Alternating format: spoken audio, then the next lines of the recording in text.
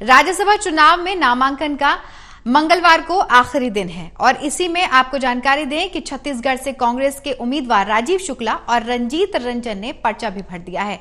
भाजपा ने इस चुनाव के लिए प्रत्याशी नहीं उतारा है। विधानसभा की बात कीजिएगा तो विधानसभा में कांग्रेस के भारी बहुमत के दम पर दोनों उम्मीदवारों का निर्विरोध चुना जाना तय है। कांग्रेस की तरफ से घोषित दोनों ही प्रत्याशियों में एक उत्तर प्रदेश और एक बिहार से है। पार्टी के इस फैसले के बाद छत्तीसगढ़ में भाजपा की तरफ से पूर्व सीएम डॉक्टर रमन सिंह सरकार के मुखिया भूपेश बघेल पर जमकर तंज कस रहे हैं। वहीं मुख्यमंत्री भूपेश बघेल का कहना है कि राज्यसभा में ऐसा होता है और भाजपा सहित सभी पार्टियां दूसरे प्रदेश से प्रतिनिधि भेजती हैं। पर्चा दाखिल करने के बाद कांग्रेस के दोनों प्रत्याशियों रंजीत रंजन और राजीव शुक्ला ने कहा कि छत्तीसगढ़ मेहनतकश योग्य लोगों का प्रदेश है। यहाँ के लोगों को केंद्र से जितनी मदद मिलनी चाहिए नहीं मिल रही है। भूपेश बघेल ने नक्सली समस्या खत्म कर दी है। अब उन इलाकों के विकास के लिए पैसे चाहिए। हम केंद्र से कहेंगे कि वो राशि दे। छत्तीसगढ़ के किसानों की यहाँ के लोगों की आवाज केंद्र सरकार के सामने पहुँचाएंगे। बहुत महत्वपूर्ण राज्य है और यहाँ पे विकास की असीम संभावनाएं हैं। यहाँ जो है, यहाँ के लोग बहुत मेहनती हैं, लोग बहुत बुद्धिमान हैं, लोग बहुत इंटेलिजेंट हैं। आज ही देखिए आईएएस में 2 लोग छत्तीसगढ़ से निकल के आए हैं। एक लड़की भी है जिसने 45th रैंक लिया है। तो ये जो है टैलेंट, प्रतिभावान लोगों का ये प्रदेश है और यहाँ संभावनाएं बहुत हैं। मेरा काम होगा कि छत्तीसगढ़ की समस्याएं, छत्तीसगढ़ के मुद्दे, छत्तीसगढ़ की जो जनता की समस्याएं, उनको पुरजोर तरीके से संसद में उठाना। भाजपा सांसद रामविचार नेताम और कांग्रेस की छाया वर्मा ने 6 साल का कार्यकाल पूरा कर लिया है। 29 जून को दोनों रिटायर हो रहे हैं। उनके बाद 30 जून से इन दोनों नए सांसदों का कार्यकाल शुरू होगा। इसके बाद राज्यसभा में छत्तीसगढ़ के प्रतिनिधियों का चेहरा बदला हुआ होगा। वहां अब भाजपा से सरोज पांडे, कांग्रेस से फूलो देवी नेताम, केटीएस तुलसी, राजीव शुक्ला और रंजीत रंजन होंगे। Bureau report, total news.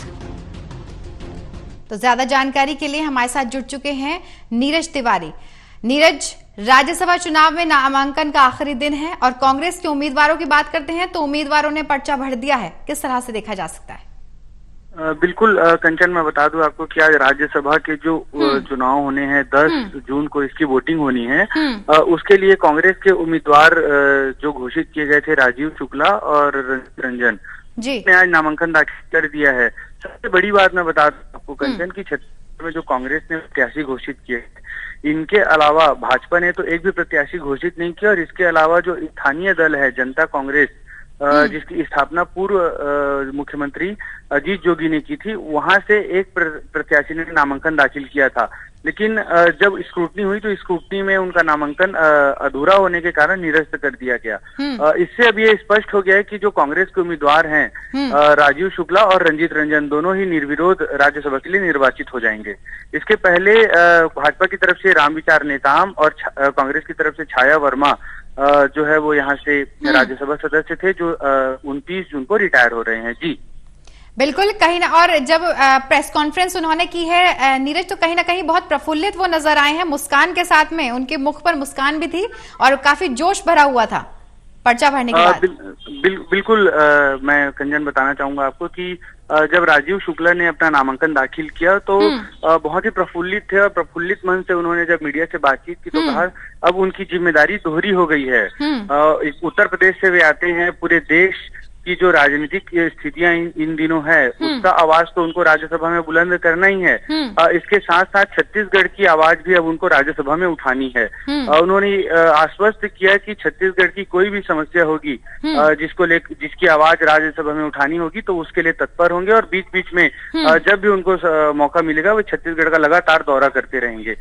मैं बता दूं आपको कि इसके पहले भी कांग्रेस की तरफ से केटीएस तुलसी को छत्तीसगढ़ से राज्यसभा भेजा गया था। लेकिन केटीएस तुलसी जब छत्तीसगढ़ आए, नामांकन दाखिल किया, उस समय भी उन्होंने यही बातें कही थी जो इस वक्त राजीव शुक्ला ने कही। लेकिन उनका जो दौरा है वो छत्तीसगढ़ में नहीं के बराबर है। इसको लेकर के लगातार भाजपा जो है वो छत्तीसगढ़ सरकार पर आरोप लगाती रहती है। और इस बार भी जब दो प्रत्याशी राज्य के बाहर के घोषित किए गए कांग्रेस की तरफ से, तो उसको लेकर के जो पूर्व मुख्यमंत्री हैं, लगातार 15 साल तक छत्तीसगढ़ में मुख्यमंत्री रहे डॉक्टर रमन सिंह, अभी वर्तमान में भाजपा ने उनको राष्ट्रीय उपाध्यक्ष की जिम्मेदारी दी है। उनका राज्य सरकार पर बड़ा आरोप है और उन्होंने कहा है कि लगातार छत्तीसगढ़ में स्थानीय स्तर पर जो काम किए जा रहे थे उसमें प्राथमिकता जो है मुख्यमंत्री भूपेश बघेल, चाहे वो राज्यपाल की बात हो या उच्च सदन स्तर की बात हो, वहां पर लगातार स्थानीय स्तर के नेताओं को प्राथमिकता देने की बात लगातार मुख्यमंत्री भूपेश बघेल।